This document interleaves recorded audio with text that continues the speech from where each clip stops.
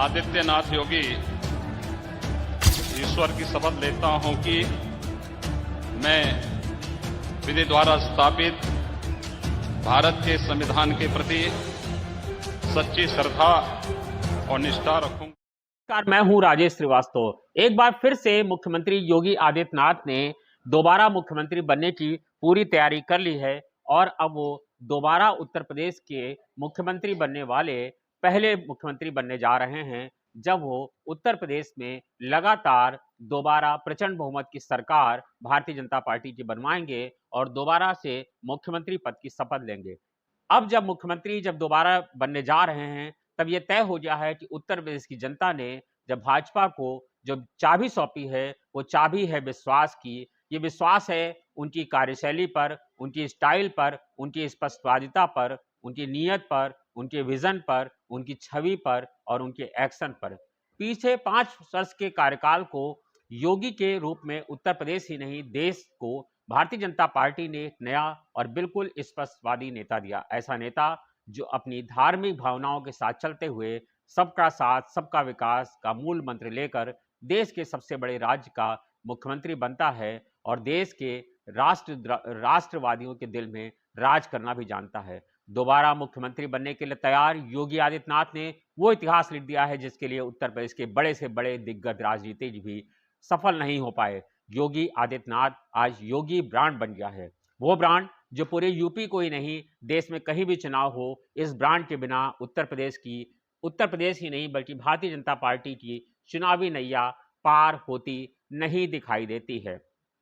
ये योगी विरोधियों के लिए जितने सख्त हैं, हम उसका जवाब उसी भाषा में और उसका जवाब जिस भाषा में वो जानेगा, जिस भाषा में वह उस सीखना चाहता हो, जिस भाषा में वह अच्छी तरह समझ सकता हो, उस भाषा में उस जवाब को हम देना जानते हैं। और अगर प्रशासन ही चाहता है तो फिर तैयारी कर लें। उतने ही अपनों के लिए विनम्र हैं। हर सफलता का श्रेय प्रधानमंत्री को देना उनकी विनम्रता को दिखाता है, उनकी नम्रता को दिखाता है। मुख्यमंत्री 37 साल का रिकॉर्ड तोड़ रहे हैं, विरोधी उनके नाम पर कांपते हैं तो उनकी योजनाओं का गुणगान भी हर वर्ग करता है। उनके राज में महिलाएं अपनी सुरक्षा की चिंता नहीं करती हैं, वो जानती हैं कि वो बेफिक्र हैं और उपद्रवी कभी अपनी योजनाओं को उत्तर प्रदेश में नहीं बनाते हुए दिखते हैं, क्योंकि उन्हें पता है कि मुख्तार अंसारी, गायत्री प्रजापति, आजम खान का क्या हसरुआ है।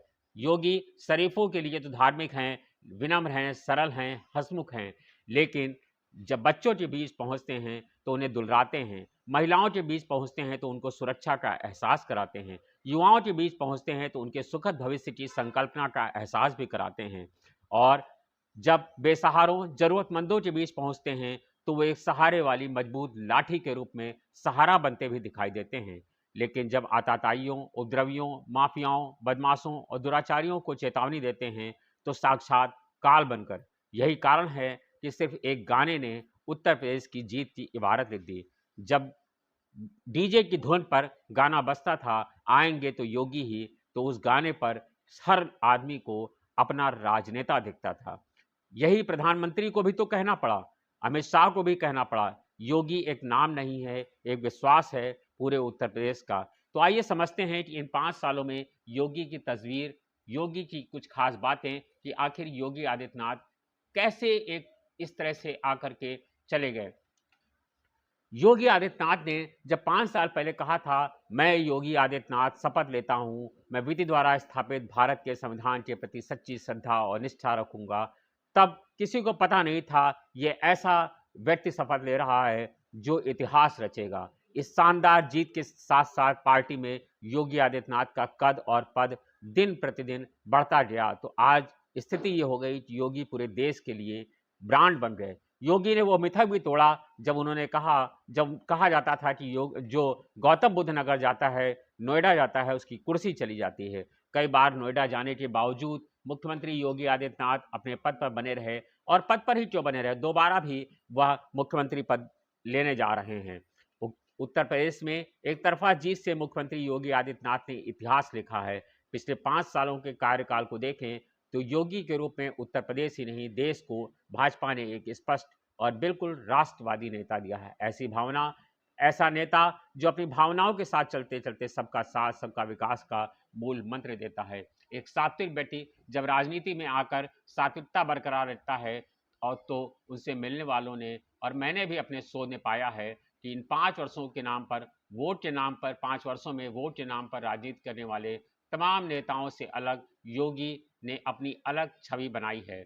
सन्यासी योगी गणित में स्नातक हैं, देश में उनका एक अलग योगदान है और जब योगी जिस तरह की चीज़ों का इस्तेमाल करते हैं, देश के सबसे बड़ी राजनीतिक गणित को भी उस बेहतर समझते हैं। तभी तो इस साल के विधानसभा चुनाव ने भाजपा के राष्ट्रीय नेतृत्व ने पूरी प्रदेश की बागडोर योगी को सौंप दी थी। वो अपने मन मुताबिक उन्होंने 403 सीटों पर प्रत्याशी उतारे और ये बता दिया कि योगी की जैसी छवि है वैसी ही उनकी कार्य करने की शैली में। 22 साल की उम्र में संन्यास धारण करने वाले योगी को देश के ही नहीं दुनिया भर के सनातनियों का खुला समर्थन मिला। विपक्ष में रहने वाले राष्ट्रवादियों ने, दूसरे राज्य के निवासियों, दूसरी पार्टी में रहने वालों ने भी चुनाव के परिणाम आते आते तक बस यही कहा, बाकी जगह कोई भी क्यों आए, बस यूपी में बाकी जगह कोई भी जाए आए, बस यूपी में तो योगी ही आना चाहिए। दरअसल यही विश्वास था योगी का। योगी आदित्यनाथ जब अपना शैली अपनाते हैं तो उन्हें बुलडोजर बाबा का नाम मिलता है। मठ के महाराज और बाबा समय के साथ साथ बुलडोजर बाबा कहलाने लग जाते हैं। चुनाव प्रचार और योगी के सम्मेलनों में योगी जब खुद कहते हैं, उनके समर्थक वहां ले जाके बुलडोजर खड़ा कर देते हैं तो गेरुआ रंग के बुलडोजर पर भीड़ की निगाहें टिक जाती हैं। योगी सदा ही भगवा रंग के वस्त्र में दिखे हैं। ऐसे में जब योगी पहुंचते हैं तो वो खुद भी बुलडोजर का जिक्र करना नहीं भूलते। वो कहते हैं बुलडोजर हाईवे भी बनाता है, बाढ़ रोकने का काम भी करता है, तो माफियाओं से अवैध कब्जे को मुक्त कराता है। आंकड़े बताते हैं कि 5 सालों में उत्तर प्रदेश सरकार ने मुख्तार अंसारी, अतीक अहमद, विजय मिश्रा, कुंटू सिंह जैसे, धनंजय सिंह जैसे तमाम अपराधियों को 2000 करोड़ की अवैध संपत्ति पर कब्जे हटाए, बिल्डिंगें गिराई और बुलडोजर भी चलाया। जब उनका बुलडोजर चलता है तो वो ये नहीं देखता है कि सामने कौन है। योगी की इसी स्पष्टवादिता के कायल हैं उनके समर्थक। पीएम मोदी ने जब योगी को उपयोगी बताया तब भी ये सवाल यक्ष प्रश्न के रूप में उत्तर प्रदेश में पूछ रही थी जनता कि क्या योगी आएंगे। इस प्रश्न का जवाब 10 मार्च को मिला जब देश के सबसे बड़े राज्य के मुखिया के रूप में फिर से योगी आदित्यनाथ के हाथ में राज्य की जनता ने विश्वास की चाबी सौंप दी।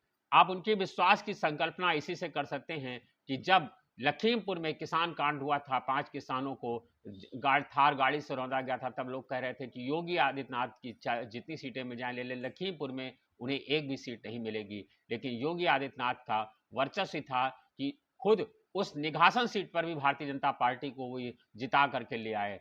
स्वामी प्रसाद मौर्य ने जब उनके खिलाफ ताल ठोकी तो स्वामी प्रसाद मौर्य ने कह दिया था कि योगी आदित्यनाथ और मोदी दोनों को उन्होंने तमाम अपशब्द बोले, तमाम असम्मानीय टिप्पणियां की, लेकिन स्वामी प्रसाद मौर्य जैसे दिग्गज को भारतीय जनता पार्टी के पहली बार चुनाव लड़ रहे एक नौयुवा ने जब उन्हें हरा दिया तब उन्हें समझ में आया कि योगी की कार्यशैली कैसी थी।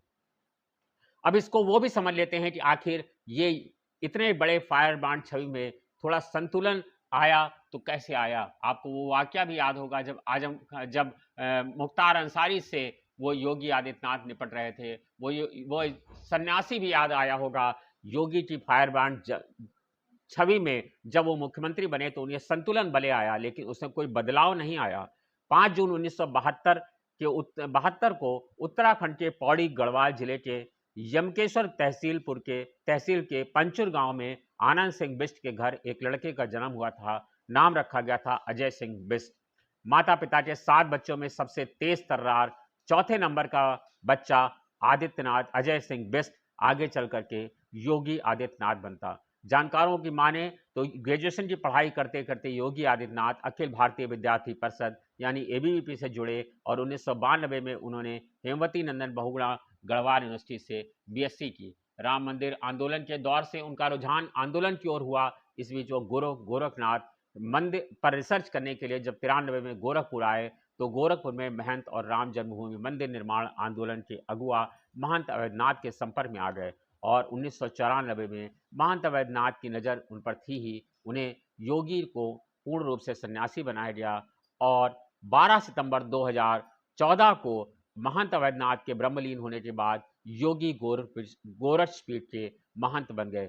उस वक्त भी किसी ने कल्पना नहीं की थी कि एक दिन ये योगी उत्तर प्रदेश में राज करेगा। उस वक्त वो बीजेपी से टकराव के भी गुरेज नहीं रखते थे। उन्होंने हिंदू युवा वाहिनी नामक स्वयं सेवकों के अपने संगठन की स्थापना भी की। योगी का राजनीतिक सफर उपलब्धियों से भरा रहा है। राजनीति में योगी गोरक्षपीठ की तीसरी पीढ़ी उपलब्धियों से भरा है। योगी गोरक्षपीठ की तीसरी पीढ़ी है। ब्रह्मलीन महंत दिग्विजय नाथ भी गोरखपुर से विधायक और सांसद रहे। इसके बाद महंत अवैधनाथ ने अपनी गोरक्षपीठ की विरासत और राजनीति की विरासत दोनों योगी आदित्यनाथ को सौंप दी। 1998 में महज 26 साल की उम्र में गोरखपुर से योगी आदित्यनाथ पहली बार सांसद बने और लगातार 5 बार से उनका जीत का सिलसिला बना हुआ है। योगी आदित्यनाथ इस बार 2.5 दशक के अपने राजनीतिक जीवन में पहली बार गोरखपुर से जब विधानसभा का चुनाव लड़ा तो विपक्षी ये कहने लगे कि इस बार गोरखपुर में उनकी जमानत जब्त हो जाएगी। लेकिन मार्च 2017 में लखनऊ में बीजेपी विधायक दल की बैठक में योगी को विधायक दल का नेता चुना गया। उसके बाद उन्होंने लोकसभा की सदस्यता से इस्तीफा दिया, विधान परिषद के सदस्य बने और 19 मार्च 2017 को शपथ ली। योगी आदित्यनाथ का पूरा देखें तो सन्यासी जीवन से लेकर सियासत जीवन तक उन्होंने कभी डिगे नहीं, कभी हिले नहीं, कभी झुके नहीं। यूपी में 37 साल बाद अब बीजेपी की पूर्ण बहुमत की सरकार दोबारा बनने जा रही है। ये सरकार कीर्तिमान गढ़ रही है। राजनीतिक विश्लेषकों का माने तो योगी आदित्यनाथ का कद और बढ़ा है। इसके पहले 1985 में लगातार कांग्रेस से दूसरी बार सरकार बनाई थी, लेकिन तब भी मुख्यमंत्री दोबारा नहीं बन पाए थे। योगी ने मौजूदा विधानसभा चुनाव में 80 बनाम 20% का नारा देकर वोटों के ध्रुवीकरण की पहल की। विश्लेषकों ने 20% को मुस्लिम आबादी और 80 को हिंदू आबादी बताया, लेकिन योगी ने माफिया और अपराधियों के खिलाफ की गई कार्रवाई को पूरे चुनाव में मुद्दा बनाया। बीजेपी के शीर्ष नेताओं के प्रचार में योगी का बुलडोजर छाया रहा। योगी आदित्यनाथ प्रधानमंत्री नरेंद्र मोदी की कार्यशैली को अपनाते हैं तो उनकी शैली को भी अपनाते हैं। जब आपको याद होगा प्रधानमंत्री नरेंद्र मोदी को जब चाय वाला कहा गया तो उन्होंने उसी चाय वाले को अपना नारा बना लिया। जब उन्हें कहा गया कि जब उन्हें तमाम सारे जो है तमगों से नवाजा गया तब प्रधानमंत्री नरेंद्र मोदी ने यही कहा था कि जो है मैं चौकीदार नहीं चोर है, यह भी नारा उनको दिया गया। उसे भी प्रधानमंत्री ने अपना गहना बना लिया। प्रधानमंत्री ने कहा भी एक बार कि मैं गाली को गहना बनाता हूं और यही काम नरेंद्र मोदी की कहने पर योगी आदित्यनाथ ने किया। जब उन्हें बुलडोजर बाबा कहा गया तो योगी आदित्यनाथ ने उसी को अपना नारा बना लिया और उसके बाद से योगी आदित्यनाथ जिस भी सभा में पहुंचे उन्होंने अपने बुलडोजर का जिक्र भी किया। बुलडोजर प्रतीक बन गया योगी के स्वच्छ छवि का, स्वच्छ शासन का, कड़े रुख का, और इसी के चलते इसी बुलडोजर बाबा का अब उत्तर प्रदेश में जलवा है और योगी आदित्यनाथ दोबारा फिर से एक बार मुख्यमंत्री पद की शपथ लेने जा रहे हैं। अब ये शपथ ग्रहण जल्द ही होगा और अब देखना होगा कि योगी आदित्यनाथ अपने दूसरे साल के कार्यकाल में किस तरह का रवैया अपनाते हैं। धन्यवाद, शुक्रिया।